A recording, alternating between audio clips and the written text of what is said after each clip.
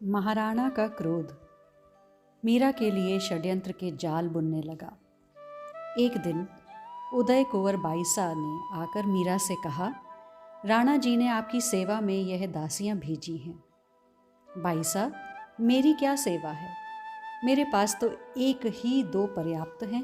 मीरा ने हंसकर कहा, चलो लाल जी सा ने भेजी हैं तो छोड़ पधारो। 10-12 दिन बाद यह षड्यंत्र रंग लाया। मिथुला की सारी देह में दाह उत्पन्न हो गया। वैद्य जी को बुलाया गया और उन्होंने आकर कहा कि छोरी बचेगी नहीं, जाने अनजाने में पेट में विष उतर गया है। उस दिन मीरा मंदिर में नहीं पधारी, रसोई बंद कर दी।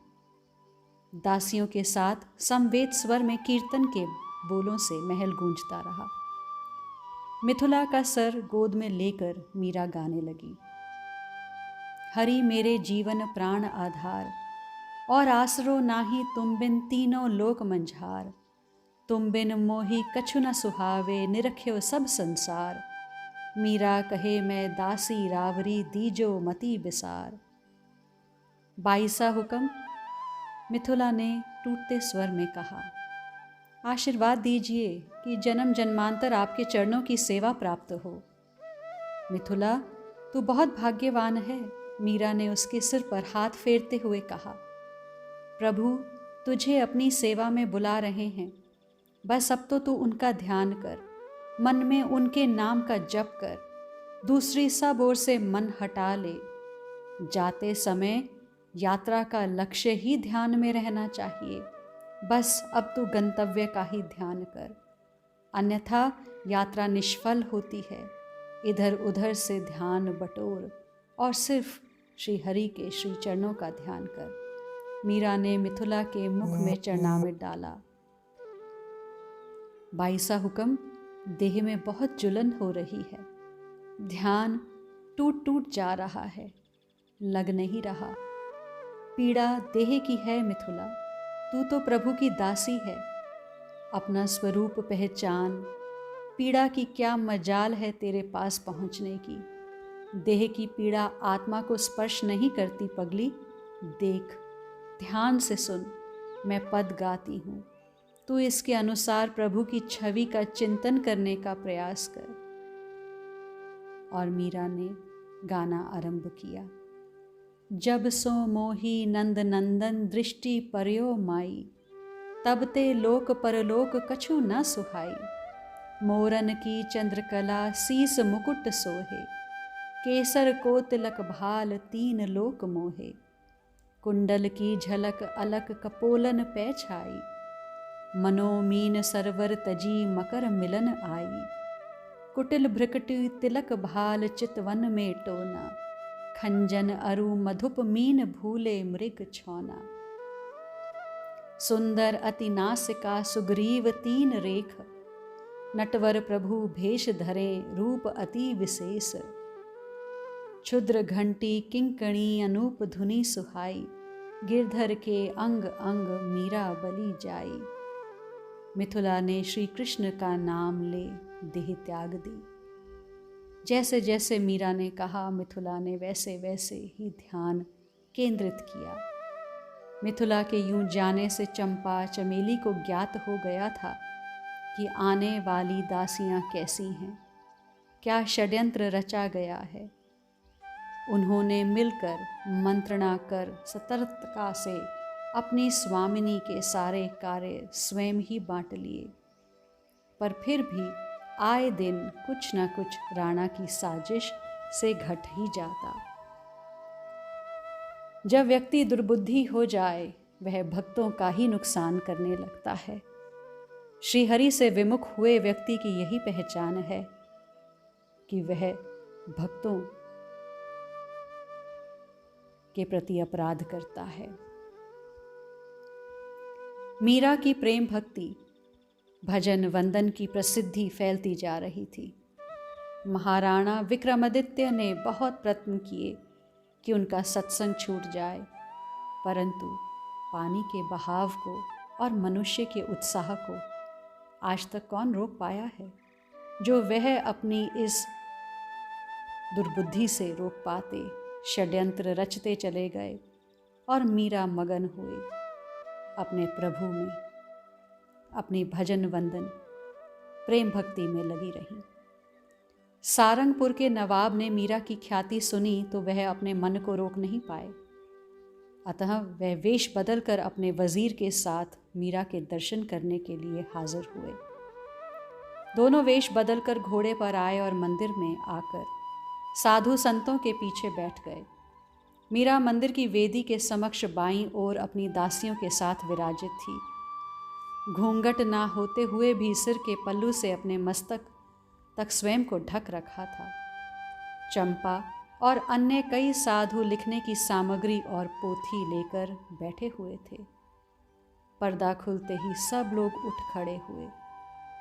बोलो गिरधर लाल की जाए, सांवरिया सेठ की जाए।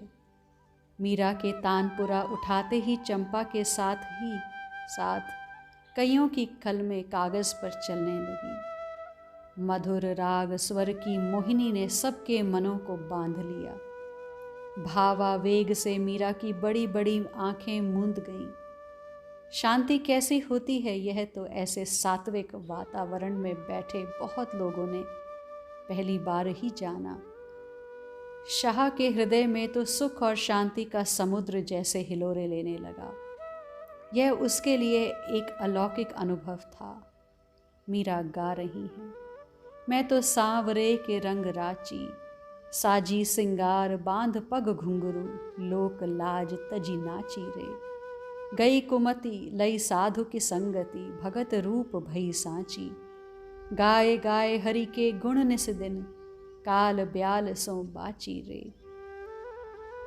उन दिन सब जग खारो लागत, और बाट सब बाची रे। मीरा श्री गिरधन नाम की, भक्ति रसीली जाची रे। मैं तो सांवरे के रंग राची। मीरा के हृदय का हर्ष फूट पड़ा था। उसकी आंखों से झरते आंसू तानपुरे पर गिर मोतियों की तरह चमक रहे थे। रागिनी धीमी होती ठहर गई। सभी के मन धुले हुए दर्पण की तरह स्वच्छ उजले हो चमक उठे। भजन पूरा होने पर भी उसकी आंखें न उघड़ी। वह तो मगन थी। शाह प्रेम भक्ति का यह स्वरूप देख असमंजस में था। वह उस प्रेम की ऊंचाइयों को मापने का प्रयत्न कर रहा था जिसमें खुदा के लिए यूं झरझर आंसू झरते हैं। मीरा का गान विश्रामित हुआ तो एक साधु ने गदगद कंठ से कहा, थोड़ी कृपा और हो जाए। अब आप ही कृपा करें बाबा। प्रभु के रूप गुणों का बखान कर प्यासे प्राणों की तृषा को शांत करने की कृपा हो। मीरा ने बड़ी विनम्रता से उनसे कहा, यह तृषा कहाँ शांत होती है। दूसरे संत बोले, यह तो जितनी बड़े और दावा नल का रूप ले ले इसी में लाभ है। आप ही श्री श्याम सुंदर के रूप माधुरी का पद सुनाइए। मीरा ने तानपुरा उठा, फिर तान छेड़ी। समय एक बार फिर मधुर रागिनी की झनकार से बंध गया। ब्रज को बिहारी मारे हिवड़े बस्यो छे, कटी पर लाल काछनी काछे, हीरा मोती वालो मुकुट धर्यो छे। गही रह्यो डाल कदम की थाड़ो, मोहन मोम तन हेरी हस्यो छे। मीरा के प्रभु गिरधर नागर, निरखी दृगन में नीर भर्यो छे। भजन पूरा होने के पश्चात भी कुछ देर तक वातावरण में आनंद दिख से सन्नाटा रहा। फिर मीरा ही ने एक संत की ओर देखकर कहा, आप कुछ फरमाइए कि सब लोग लाभान्वित हों। तो किसी ने जिज्ञासा की, गुरु कौन हैं, कहाँ मिलेंगे, कैसे मिलेंगे। संत कहने लगे, सबसे पहले तो यह समझें कि गुरु का स्वरूप क्या है। गुरु कोई व्यक्ति नहीं है, परम गुरु शिव हैं। हम गुरु को देह रूप में भले ही देखते हों, पर उसमें जो गुरु तत्व है उसे समझना है। यह ठीक वैसे ही है जैसे शिवलिंग में शिव है। हम पूजा अर्चना शिवलिंग की करते हैं, किंतु उस पूजा को स्वीकार करने वाले स्वयं शिव हैं और वही हमारा कल्याण करते हैं। गुरु की पंच भौतिक देह पूजा भक्ति श्रद्धा का माध्यम है, किंतु उपदेश देने वाले या प्रसन्न रुष्ट होने वाले स्वयं भगवान ही हैं। अब प्रश्न यह है कि गुरु कैसे मिलें। भगवान सर्वत्र हैं। यदि सचमुच में आपको आवश्यकता है, आपकी तरफ से आतुरता है, तो वह किसी भी स्वरूप में मिलेंगे, आपके लिए व्यवस्था कर देंगे, इसमें संदेह नहीं है। अब घर बैठे मिलें या खोज करें, गुरु की आवश्यकता होने पर वे चाहे भी तो चैन से बैठ नहीं पाएंगे। वे अपनी समझ से अपने क्षेत्र में खोज करेंगे और इसमें भटक भी सकते हैं, इसलिए सावधान रहिए। खोज अगर सच्ची है तो आपको गुरु स्वयं ढूंढ लेंगे।